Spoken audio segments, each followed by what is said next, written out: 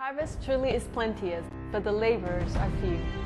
Pray ye therefore the Lord of the harvest, that he will send forth laborers into his harvest. Also, I heard the voice of the Lord saying, Whom shall I send? And who will go for us? Then said I, Here am I, send me, send me.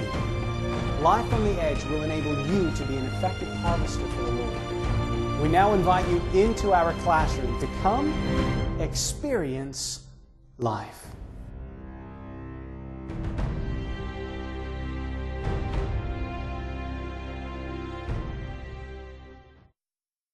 Welcome back to Pine Lake Retreat here in sunny Groveland, Florida. I'm glad everybody's able to get up this morning and be here on time. And I want to welcome you at home for being here with us, that you're here with us today. We're glad that you was able to make it.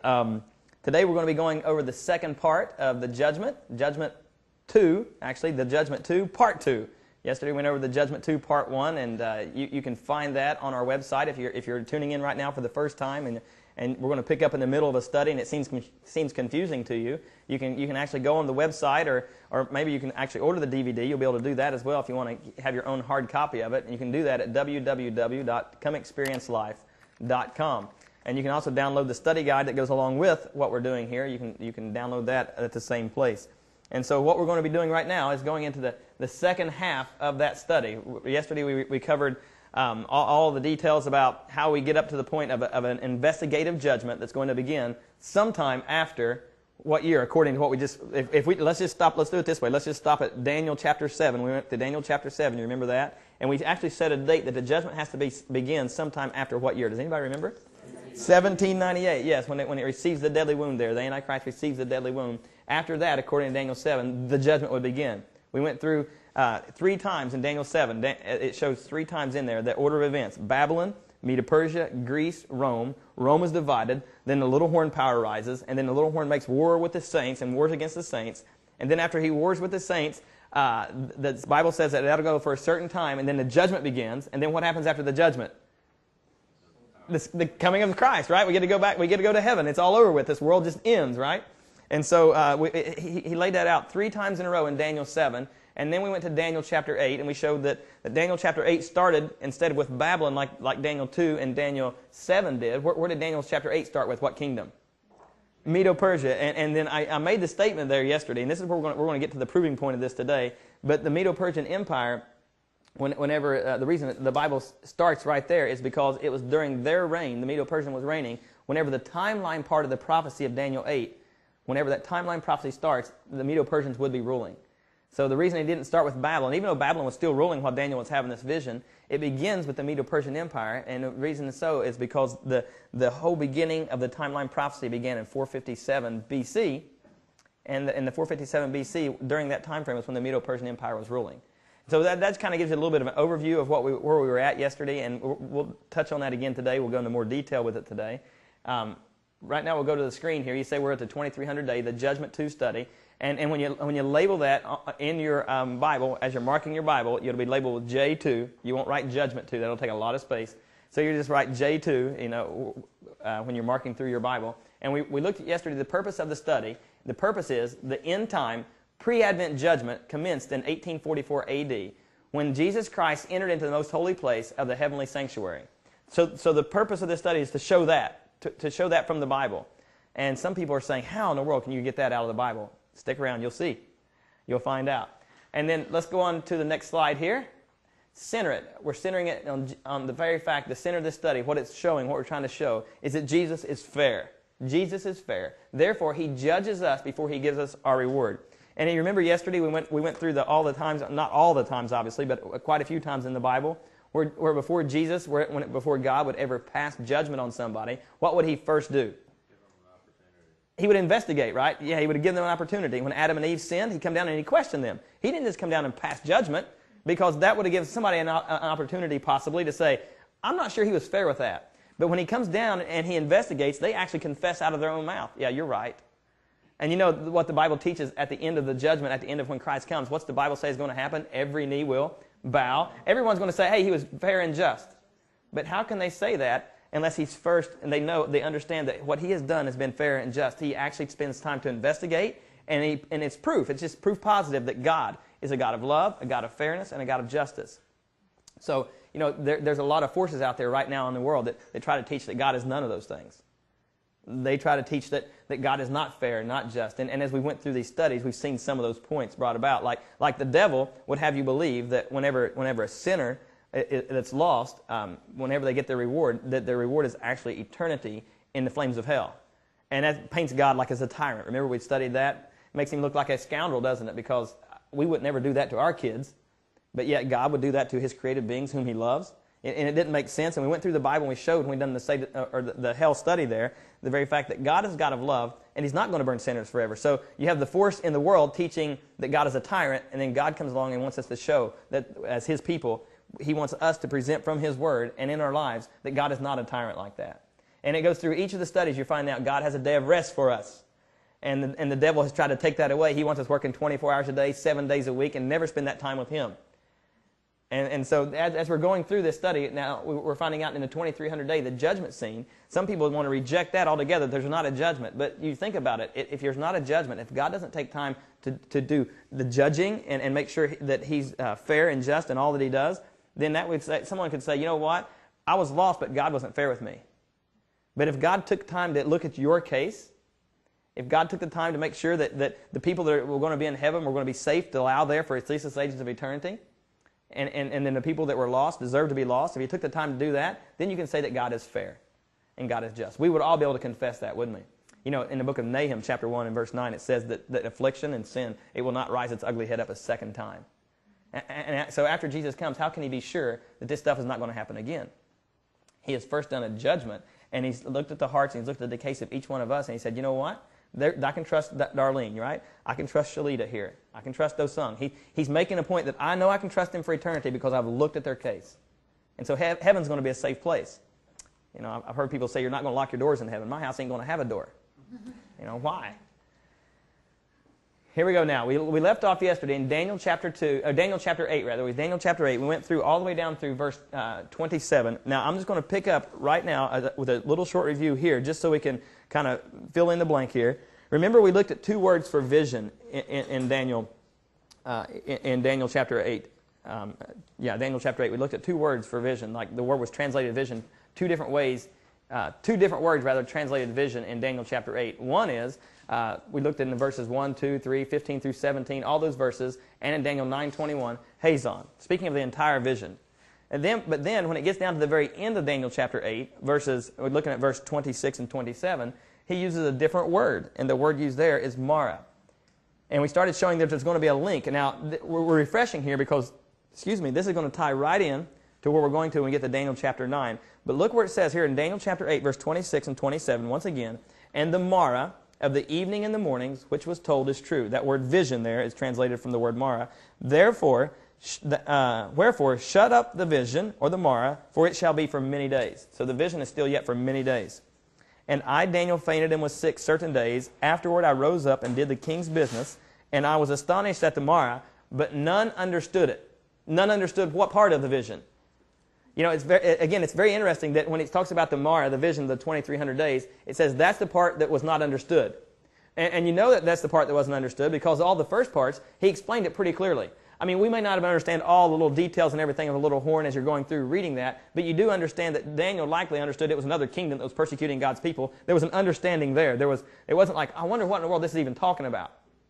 And so God actually explains in verse 20 that the ram was the Medo-Persians, and then in verse 21 that the rough goat was Greece, and then after that he explains about this other kingdom, this little horn, after these four divide up, this little horn rises up, and he's persecuting God's people, just like Daniel 7. So it's likely that Daniel understood that.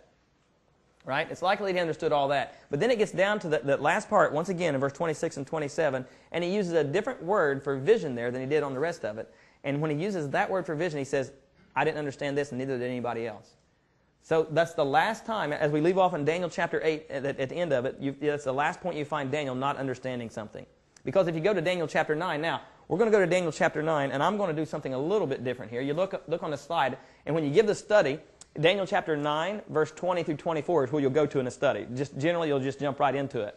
But since we're teaching a class here, and we're spending a little more time on some of the details, I want to help you to understand what happened in the prayer. because it's very interesting. Daniel begins Daniel 9, and he says this, verse 1. In the first year, Darius, the son of Ahasuerus, the seed of the Medes, which was made king over the realm of the Chaldeans, in the first year of his reign, I, Daniel, did not understand. Is that what it says? Verse 2, what's it say? I, Daniel, understood. So he says, so he's not asking for understanding here, is he?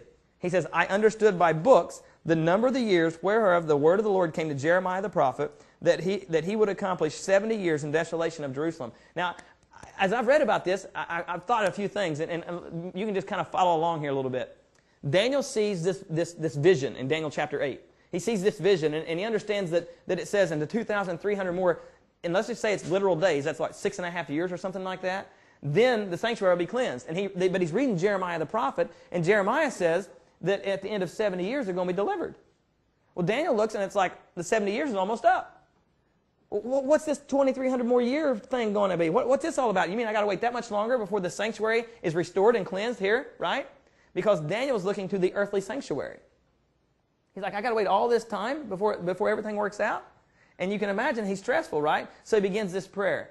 Under stress, he begins a prayer. He says, Lord, he turns to the only thing he has for help, and he starts confessing his sins.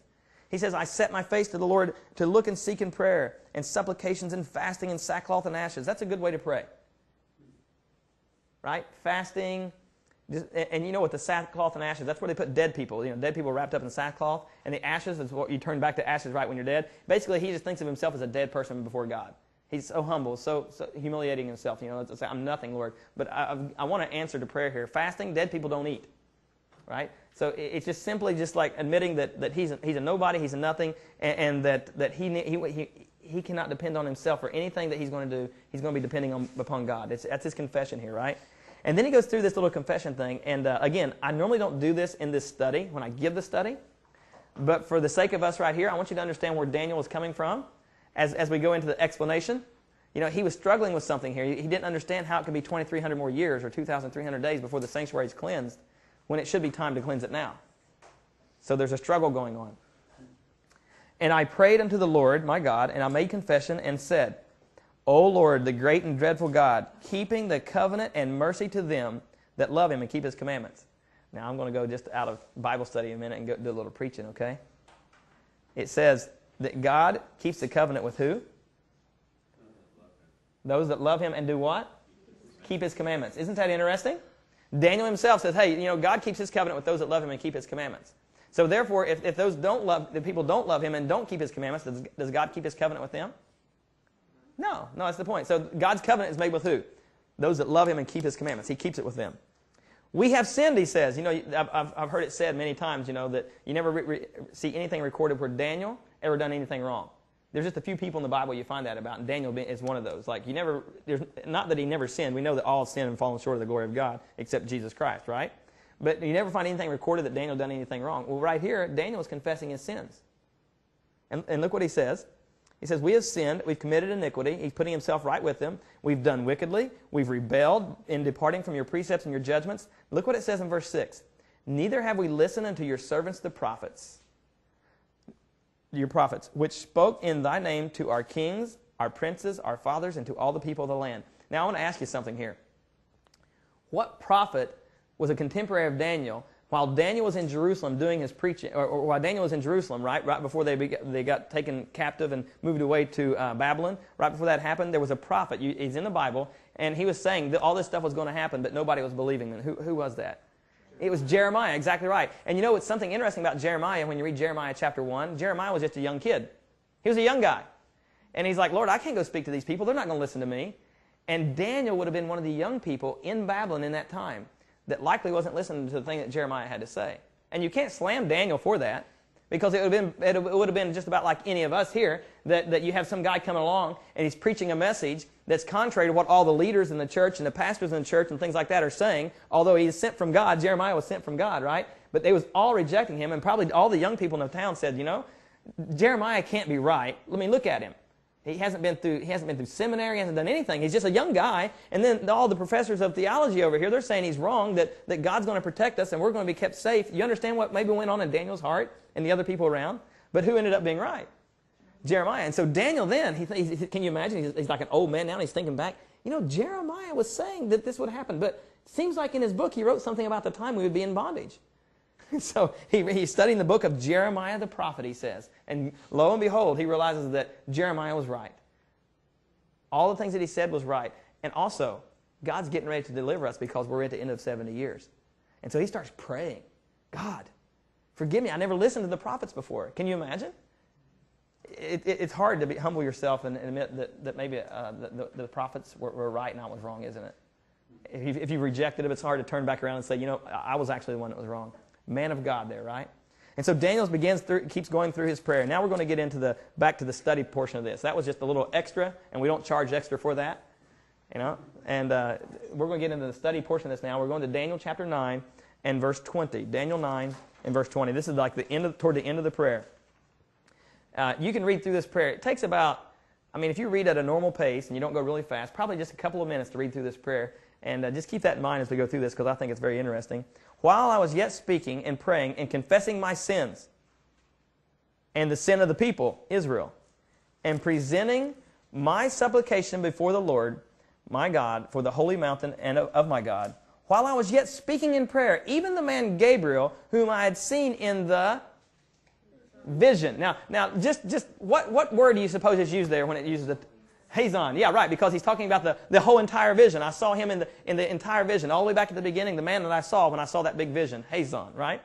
The man I saw in the vision at the beginning, being caused to fly swiftly, touched me about the time of the evening oblation, the evening offering. That's what the oblation, the evening offering. They would spend, the Jews, especially those that worship God, and they should be doing it now, morning and in the afternoon and the evening, they would be worshiping God, special times that they would spend there. And so this is the time of the evening.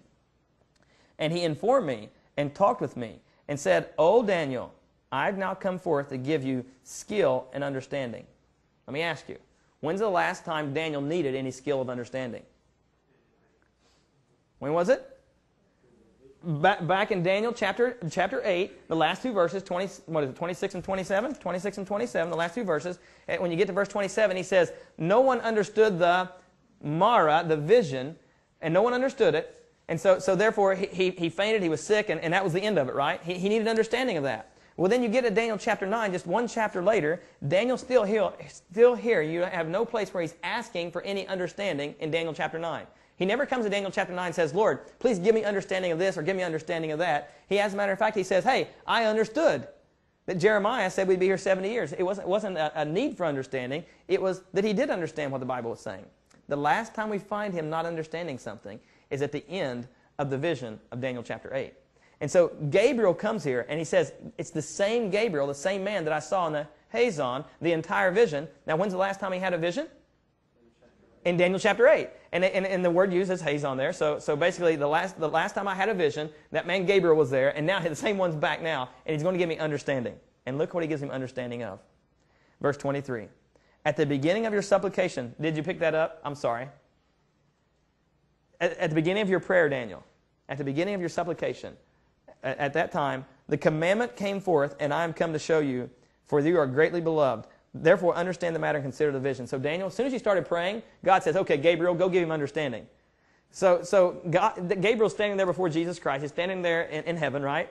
And God says, okay, go give Daniel understanding. And Daniel travels from where God's presence is to where Daniel is in a matter of just a few minutes, however long that prayer was. Interrupts him in the middle of his prayer.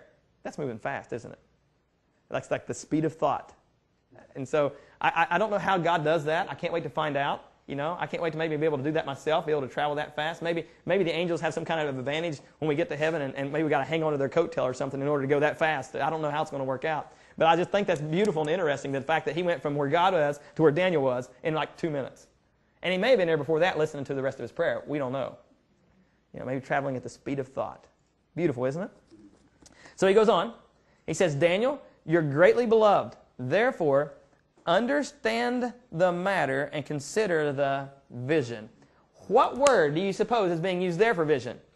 The Mara. And it makes perfect sense, doesn't it? Because it was the Mara that Daniel didn't understand. It was the M-A-R-E-H, that word there, that Daniel did not understand. That was the part he was having trouble with. And so he says, therefore, I want you now to understand the Mara, the vision, the part of the 2,300 days. Do you see the tie there where it ties the two together? Because the reason I'm bringing that point out, because many people reject that. They say, oh, no, that's not talking about the 2,300 days. He's not leading back to that. Brothers and sisters, it's obvious he's leading back to that. He's using the word. The word used there is a completely different word than what he was using all the rest of the time when he was using the term hazon. It was like God purposely had Daniel tie those together so that you and I, standing here in the time we're standing in the year 2000, and I guess I shouldn't date this for the videos, huh? I'll do it anyway. This is done in 2009, right? I'll say 2010, then they'll think we've done it ahead of time. How did that was done yesterday? Anyway. But God knew that we would be sitting here at this time, and there would be all kinds of deceptions out there in the world, and things and people trying to say, hey, this doesn't fit, this isn't right, destroying the faith of people who are trusting in the Lord and realizing that, hey, what God has said is true. And so he ties it directly here with the wording. He ties it to the 2,300 days. He says, I want you to consider the vision, understand the matter, and consider the vision, or the Mara. Give you understanding of that. Then look at verse 24. 70 weeks are determined upon thy people and upon thy holy city, to finish the transgression, to make an end of sins, to make reconciliation for iniquity, to bring in everlasting righteousness, to seal up the vision and prophecy, and to anoint the most holy.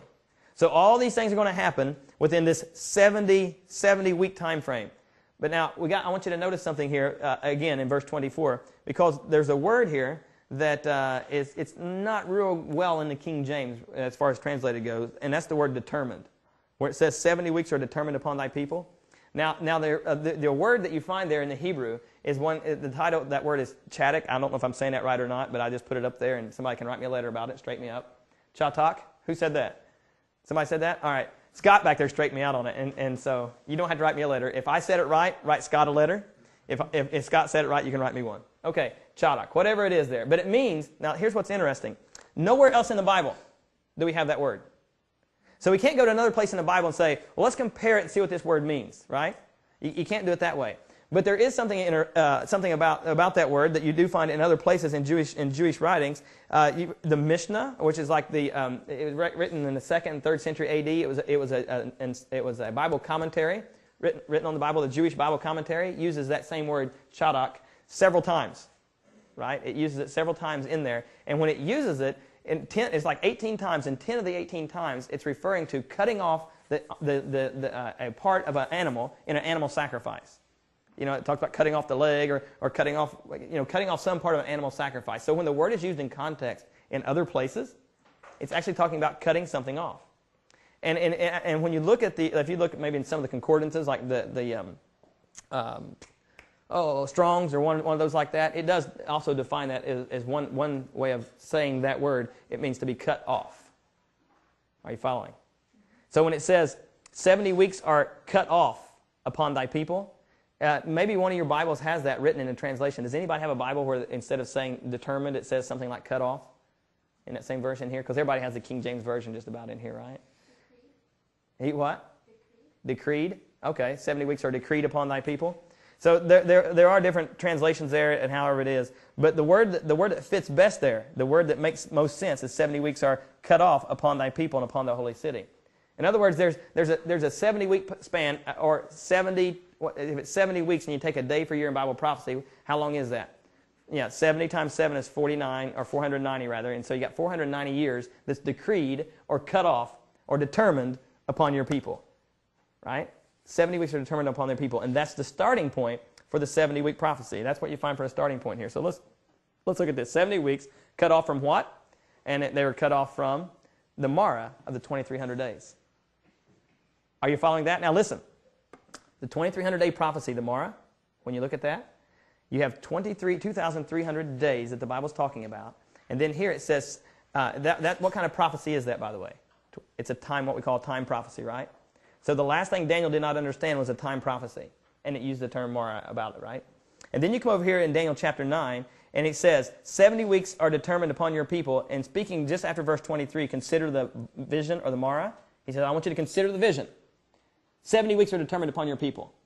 What's a 70-week prophecy? What would you call that? A time prophecy. So the last time he didn't have understanding, speaking of a vision, was a 2,300-day prophecy, a time prophecy. And then he comes to give him an explanation, and he gives him an explanation using a time prophecy. And he says, this time prophecy is cut off from what?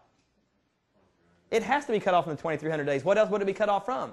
You can't cut 2,300 days off from the little horn, or 70 weeks rather. You can't cut 70 weeks off from the little horn. You can't cut 70 weeks off from the Medo-Persian Empire, can you? It makes no sense, does it? But can you cut 70 weeks off from 2,300 days? Yeah, absolutely you can. It can be cut off from that. And so he says it's cut off for your people and for the holy city. Now let's just keep right on going to the slides here and look at this. So we find that 70 weeks equals 490 years. You have 2,300 year total, and you're cutting off 490. So apparently after the end of the 490, how much time do you have left?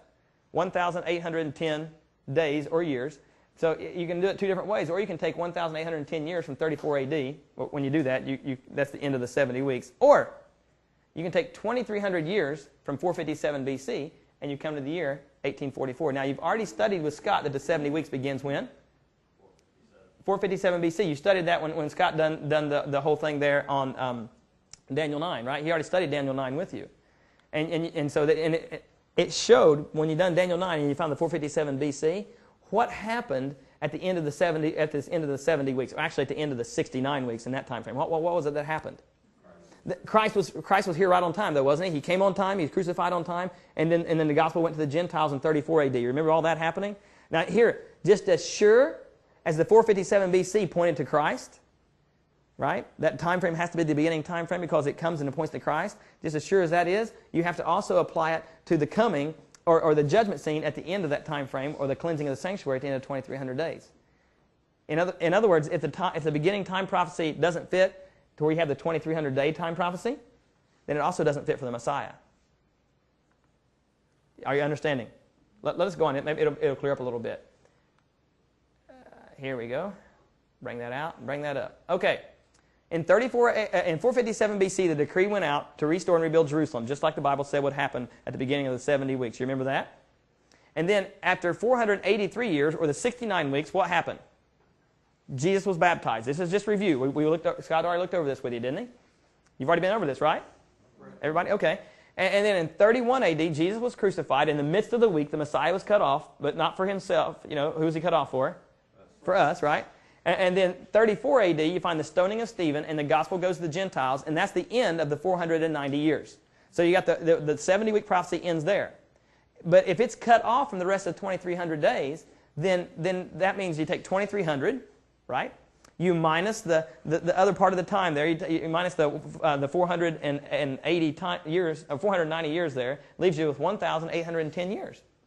It's cut off from the 2,300 days. If you take 490 from 2,300, you come with 1,810. Now, what happened at the end of at the year 1844? Actually, the 1,810 years later, what happened? Some very interesting things happened. We're going to look at that more when we do the Spirit of Prophecy study. But notice that something happened in 1844, and the Bible tells us what that would be. What was it? The cleansing of the sanctuary. Now, here's a question: the cleansing of what sanctuary?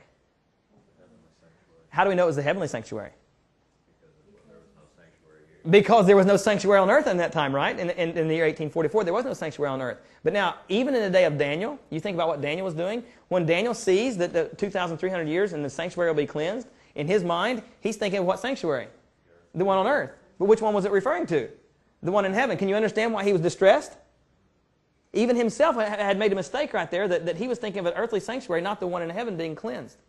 And so what actually takes place? What is all this about with the cleansing of the heavenly sanctuary and all this kind of stuff? And you remember, as you studied with Scott on judgment, the judgment part 1, when he does the judgment part, when he done that, the judgment part 1, you remember that he showed how the sanctuary worked, right? And you had the outside there in the courtyard, and they would make the sacrifice. They would take the blood, and they would go where into it with it? The holy place, right? And they would sprinkle the blood there. And all through the year, the sins of the people would be piling up there in the holy place, right? And then one time a year, on the Day of Atonement, the high priest at this time would go into the most holy place, and then the sanctuary would be cleansed. I just won't get into the details of that. The sanctuary would be cleansed, and everybody would be right, and everything would be okay at that point, right? And so what's been going on in heaven since Christ ascended to heaven? Let us go on and find out. I think that's our next slide here. Mark chapter 16 and verse 19. Who would like to read Mark 16, verse 19? Do we have any volunteers? As we're turning there, give everybody time to get there.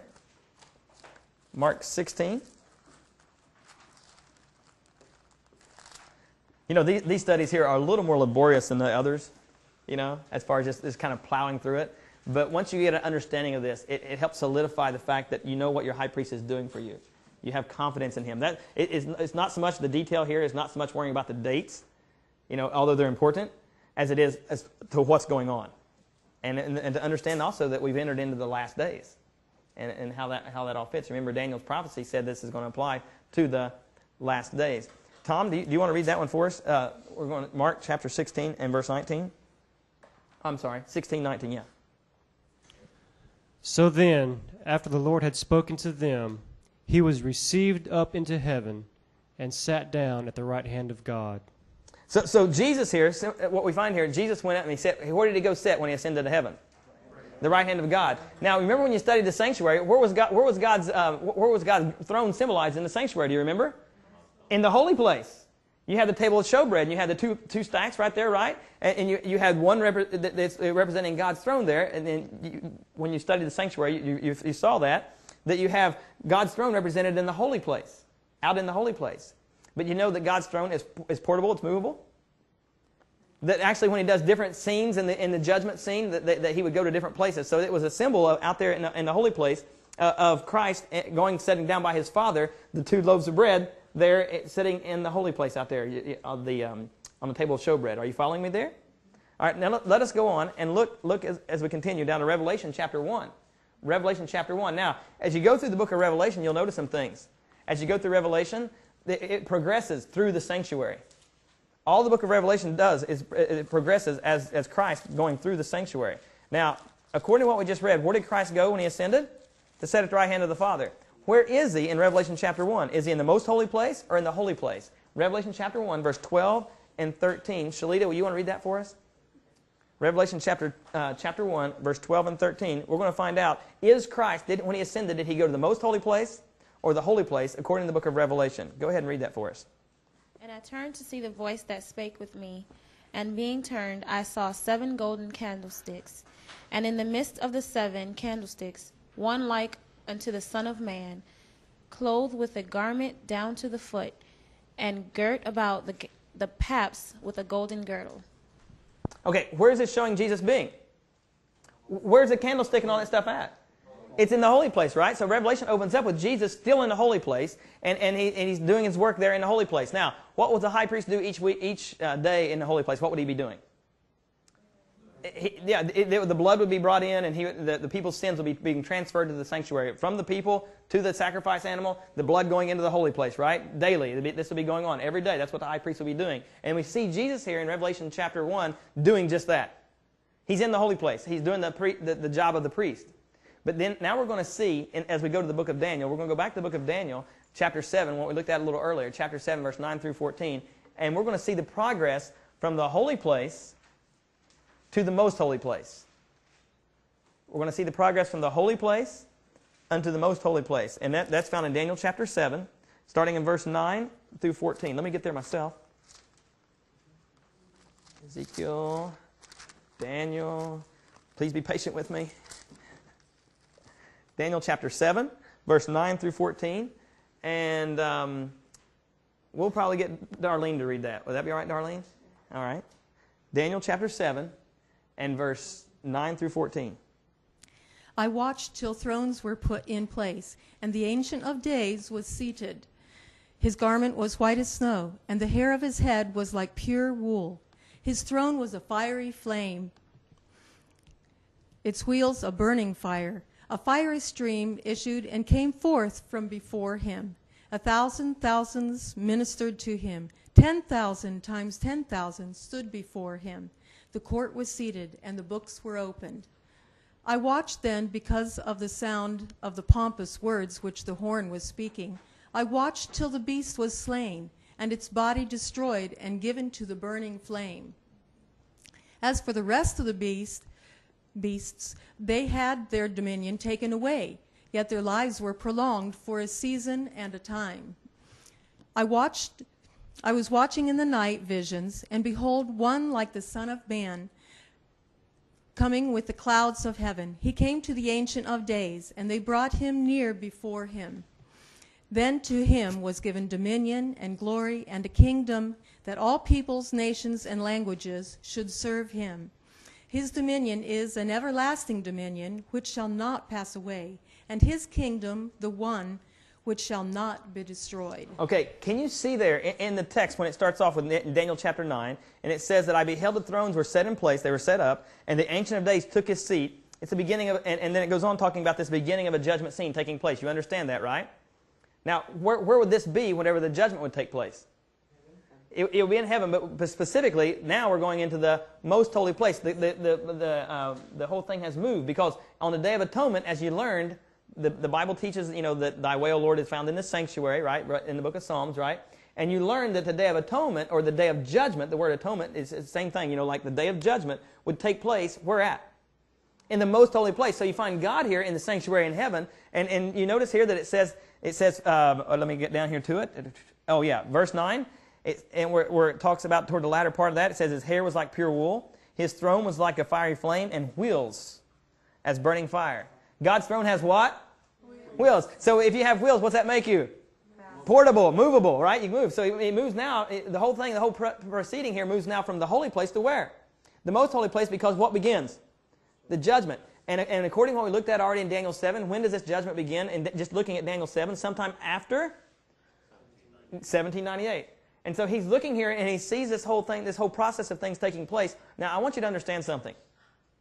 Because it's pretty common knowledge that in the year 1844, that many people thought that Jesus was going to come back, and the whole cleansing of the sanctuary was God cleansing the earth with fire. That's a common teaching out there. William Miller, he would read this, and others, him being a Baptist minister, and these others was reading this. They would read these stories in the Bible, or actually these prophecies in the Bible, and he takes a look at this and he says, so you've had the little mouth, the little horn speaking great things, and then the thrones, the judgment, and Jesus comes. That's the whole thing about what's going on there, because that's why I let you read down to verse 13 and 14. He says, hey, Jesus is coming. When this comes, Jesus is going to come whenever all this takes place. But what he didn't understand was the sanctuary that it's talking about wasn't the earth. You don't find anything in the Bible referring to the earth as a sanctuary, right? You find where God's people is referred to as a sanctuary. What, know you not that you are the temple of God? The Bible teaches that. So he thought that this was the whole process of Jesus coming and cleansing the earth with fire, and many others did too, and they preached, hey, Jesus is going to come in 1844. They had the time frame right, as we've already seen. 1844 fits perfectly with everything else, doesn't it? But they had the event wrong. Jesus begins the judgment scene in 1844. Now here's the question. How long should it take God to cleanse the sanctuary? I mean, how quickly could he do it? He calls worlds into existence, right? So he begins the judgment scene with the dead, and then he moves on into the living. This whole judgment scene takes place. But couldn't God just do the judgment like that and be done? Mm-hmm. So what's taking him so long?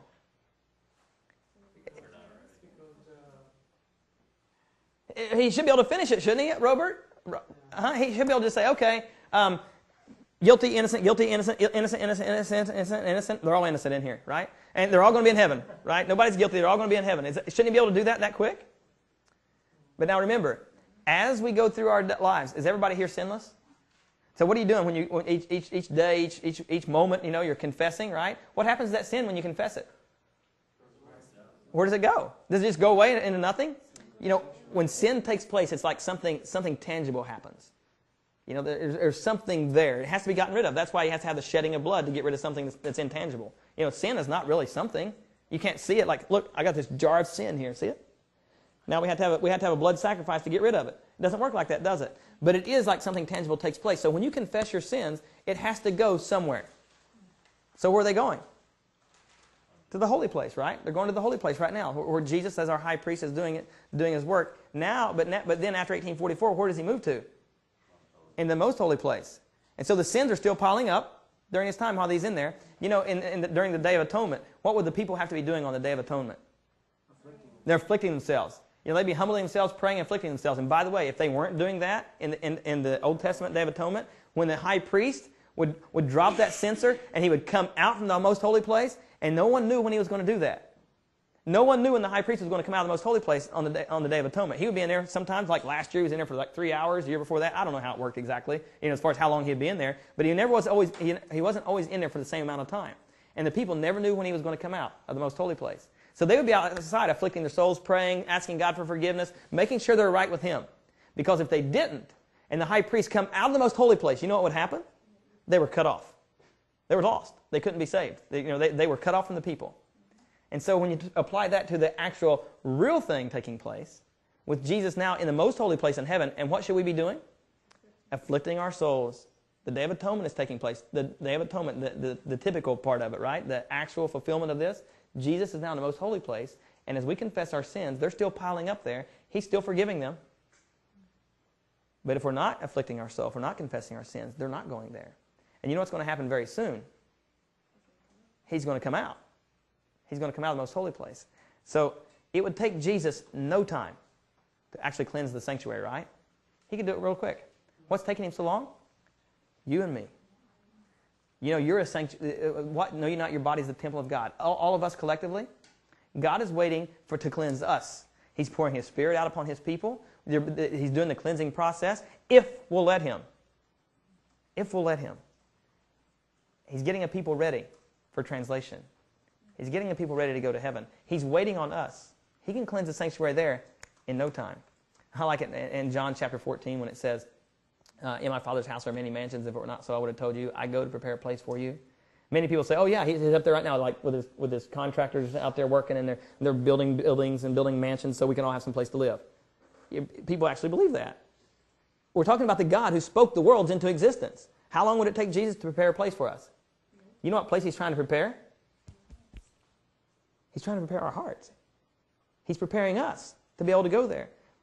You and I right now, if an angel were to pop in here right now in all of His glory, you know what would happen to us? We would all fall down on our face and we would just be like passed out like dead men, like what happened to the Roman soldiers at Christ's tomb. Do you know what would happen if God were to appear right here right now? Every one of us would be immediately evaporated, be gone. He's preparing a people to stand in His presence. That's the cleansing. The cleansing is taking place right now. He's cleansing us. How's He doing it? Malachi chapter 3. That's our next text. Yeah, I'll put it on the screen here for a moment. Malachi chapter 3. And I would like to get Tim to read that one, if you would. It's the last book of the Old Testament.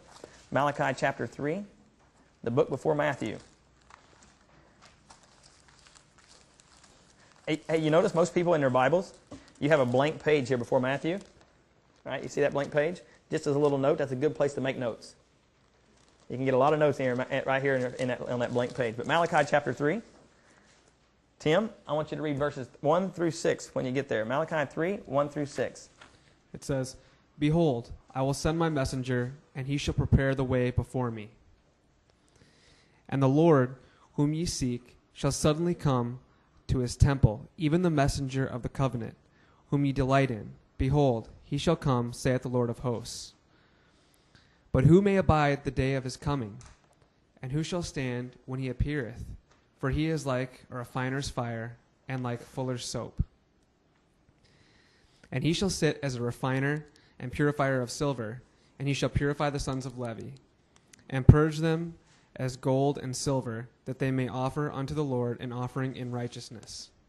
Then shall the offering of Judah and Jerusalem be pleasant unto the Lord, as in the days of old, and as in former years. And I will come near to you to judgment, and I will be a swift witness against the sorcerers, and against the adulterers, and against false swearers, and against those that oppress the hireling in his wages, the widow and the fatherless, that turn aside the stranger from his right. And fear not me, saith the Lord of hosts. For I am the Lord, I change not. Therefore, ye sons of Jacob are not consumed. I'm the Lord, I change not. Therefore, you're not consumed. At the end of that, think about that, what that's saying. He's a God of love and mercy. That's why you're not consumed. I don't change. I'm still merciful. And how do we know? And why do we know He's saying that? Because just above that, He says all the people doing sorcery and all these kind of things, right? If He had just like done quick justice, we would all immediately be wiped out. But notice what it says. What's He doing right now? He's purifying His people. Let me just pick up on it again. It says, Behold, I send my messenger that shall prepare the way before the Lord. Verse 2. But who may abide in the day of His coming? Or who shall stand when He appears? For He is like a refiner's fire and like a fuller's soap. He's doing a refining. In other words, the only people that can stand in His coming are those people that allowed Him to refine them and make them pure and white with that fuller soap. You know, He's working on us right now. He's working on our hearts. He's purifying us. I remember I got this friend, Sergio, and he makes teeth for a living. And one of the things he makes some people want gold teeth and other things like that. And they got these crucibles there in their place where they do the teeth, and they heat up the metal, and and they got to keep getting the dross and stuff off because they want it just the best metal they can get when they make these different silver teeth or copper teeth. And he brought some pictures in of these crucibles and things like that, and showed us what they were like and how it worked. Like one time at church when we were studying this very thing. In other words, what Jesus is doing, what a crucible is where they put the precious metal in there, but they heat it up and it melts and it gets hot under that heat, under that fire, right? That being us getting hot under the persecution and things like that, the trials of this world. And he looks at it, and it's all drossy on top, and he can't see anything but dross and stuff because all that nastiness rises to the top, and the impurities do rise to the top under the heat. So you know what the refiner does? He scrapes off the top of that. And then it keeps heating up, and it gets more of the dross and stuff on top like that. The impurities just keep coming to the top, and he keeps scraping off the top until you know what eventually does happen? He'll look into it, and the person refining it will see his reflection in it. And when he sees his reflection in it, you know what he has to do immediately at that time? Take it off the heat. Because if he leaves it in the heat, you know what will happen? It'll ruin the metal. What's God doing right now? What symbolism is given here that God is doing with the crucible and with the refiner's fire? What's he doing? He's waiting until he sees his reflection in us. And when that time comes, now think about it.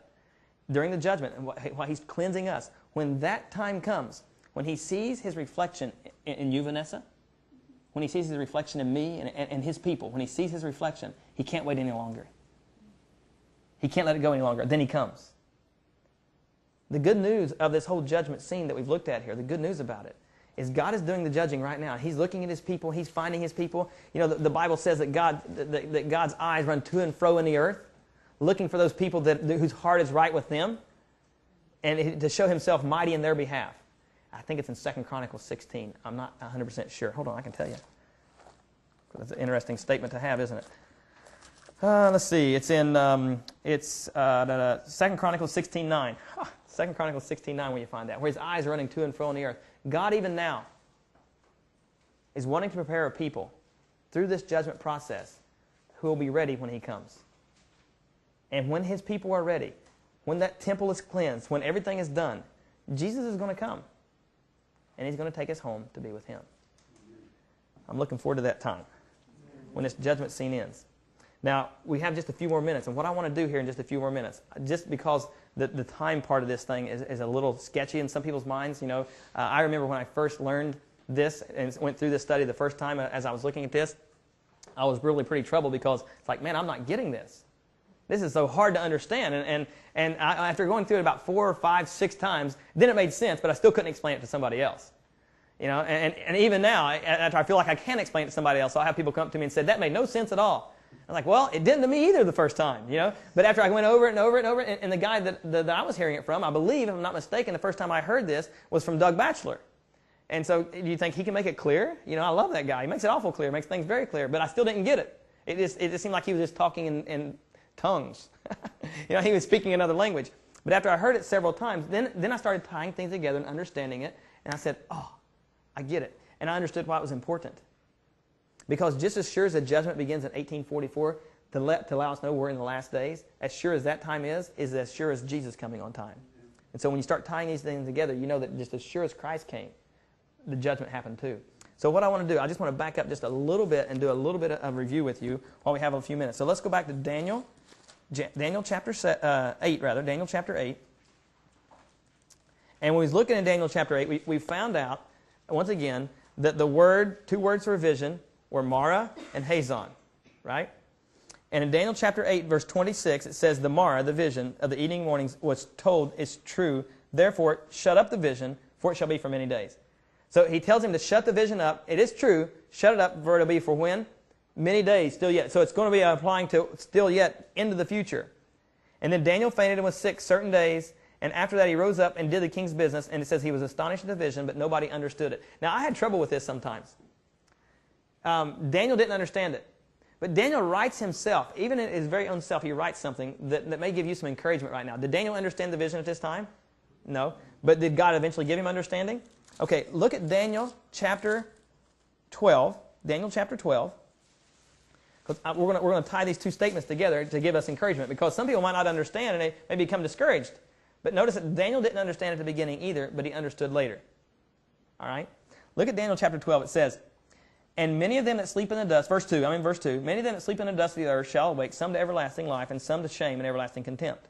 And they that be wise, verse 3, they that be what? Wise, shall shine as the brightness of the firmament, and they shall turn many to righteousness, and shall be as stars forever and ever. So the wise, what's the wise going to do? They're going to turn many people to righteousness. So the wise people are people that are preaching God's message, aren't they? Look now in verse 9. Daniel 12, verse 9. He said, go away, Daniel, for the words are closed up and sealed to when? The time of the end. So are people going to understand it before the time of the end comes along? No, not before the time of the end comes along. I'm sorry. I'll pick you out on that. No one heard you on the recording anyway there, Anita. But no one, what he says is it'll be for the time of the end. In other words, it won't be understood until you reach the time of the end. And so many people wondered what all this stuff meant until, like, in time of the end began around 1844 time frame, right? But look what it says in verse 10. Many shall be purified and made white and tried. Many shall be purified and made white and tried. What do we learn at the end of Daniel? At the end of our study? The crucible, right? The purification process. Many people are going to go through this purification process. You following this? But the wicked shall do wickedly. So during the purification process, what's going to happen? What are the wicked going to be doing? They're going to be doing wickedly. And none of the wicked will understand. None of the wicked will understand. Now you're thinking, oh, I'm not getting this. Does that mean you're wicked? Carry on. But the wise shall understand. The wise shall understand. Now, did Daniel understand when he first heard it? No. But did he eventually, after some time, did he get what was going on, taking place? Yeah, because Gabriel came back and explained it to him. The Spirit of God was working with him and explained it to him what was going on. So, and I love how it is here, because how do you know who the wise is? Do you know who the wise is based on their understanding? No. Back in verse 3, it tells us how you know who the wise is. Who are the wise? Those that turn people to righteousness. So if you're going to have an understanding of what the Spirit of God is teaching through like any of these prophecies and things like that, and you're struggling with it, one of the things you need to be doing is sharing what you know. You're turning people to righteousness. You're teaching people about Jesus. You're teaching them that He wants them to be ready for His coming. And even though you might not understand all the details, as you share your faith, you know what God's going to do for you? What's He going to do for you? He's going to give you understanding. You're going to be wise. Because it's the wise that turn people to righteousness. So it says, many will be purified, made white. The wicked will do wickedly, but the wise will understand. You want an understanding of this? Come to life. We'll teach you how to share your faith with others, and you'll be wise, right? You'll be turning people to righteousness. That's what that's about. So now, back to this again. Okay. So Daniel then, he did not understand the vision, the Mara. And then we go to Daniel chapter 9, and there was a link between the 2300-day prophecy. There was a link between the 2300 days in Daniel chapter 8 and a link between the 70-week prophecy in Daniel chapter 9. Do you remember what that link was, how he linked them together? The word. What was the word? Mara, or vision. Right? The two words used for vision there, that's the only time you find it used in those two chapters, is linking the 2300 days with the 70 weeks. And it says the 70 weeks are cut off. Remember we looked at that cut off. Cut off from what? Now, from the 2300-day time frame. It has to be cut off from that. Are you following? Everybody okay? Now, some people say, well, now, why couldn't the 2300 days be cut off from the end of it? Why does that have to be cut off from the beginning? That's a good question, isn't it? How do you know that the 2300 days, the 70 weeks, is cut off from the beginning and not the end? How do you know that? Because of Christ. Right? If you cut it off from the end of the 2300 days, and so you pick something out at the end, 457 BC, and you go to the end, and then you back up from 457 BC and go the other way, right? Does that take you to the time of the end? No. If you go 457 BC backwards, you can't. That takes you nowhere near the time of the end. And then the whole Christ prophecy wouldn't fit either. So God gives us a dual prophecy here. He gives us the 70 weeks and 2300 days, so it can both show you that Christ came on time, and that the 2300 days prophecy ended on time in 1844. And then remember, this prophecy, according to Daniel, and this is in Daniel chapter 8, verse 19, this prophecy is for the appointed time of the end. So the time of the end, according to the Bible, would end at some time toward the latter part of this earth's history, the time we're living in now, around the year 1844. So it's taking us down to the end of time. Now, if the end of time, or the time of the end began around that time, the 1844 time frame, What's that saying about our time right now? Do you understand the importance of this prophecy? Time is about to be no more. It's about to run out. Aren't you looking forward to the time you don't have a clock? Like right now, they're holding their hands up and things like that on the cameras and saying, you just got like a minute or 2 minutes, wrap this up or whatever. One day, we can be in heaven, and we can all talk for like 10 years and nobody will get tired of it. No stopwatches or anything like that, because you don't get tired, right? You may say, okay, look, I'll come back and listen to you next year, but I'm going to go take a year off here, a sabbatical. Anyway, time one day will run out. Now, let us finish here. We're going to just finish up here. I'll just add another text in, just as a little extra. Now, when I give this study in somebody's home, this is another one I usually spend extra time with. Like, after I get done with it, a lot of time, I will go back and study just the part I just started with you again over. I'll get my little chart back out. Now, I don't have the chart on the slide, so I can't go to my slides and show it to you again. But I'll get my chart back out. This is just some good advice, I think. And I just go over it one more time with them. Now, Pastor Scott goes crazy with me if I do things like that, because I end up being in the home like an hour and a half. And he says, they won't invite you back. Look, I'm persistent. They'll invite me back. But it puts you in their home a lot longer. But I try my best to make sure, because normally, unless somebody's really an intelligent person, really up there, they don't get it the first time or even the second time through. But it is an important study. Do you know that the 1844 investigative judgment study is what makes you particularly a Seventh-day Adventist Christian? It's the only truth that's taught out there that this church holds that no one else holds. And that's one of the things that makes us part of God's remnant church. And we're going to study a study on the remnant later on whose God's remnant is. But this is one of those things. And so when this is all eventually finally said and done, whether people believe it or not, Jesus one day is going to make the pronouncement at the end of this judgment scene in Revelation chapter 22, verse 11. He that is unjust, let him be unjust still. We looked at this at the beginning. He which is filthy, let him be filthy still.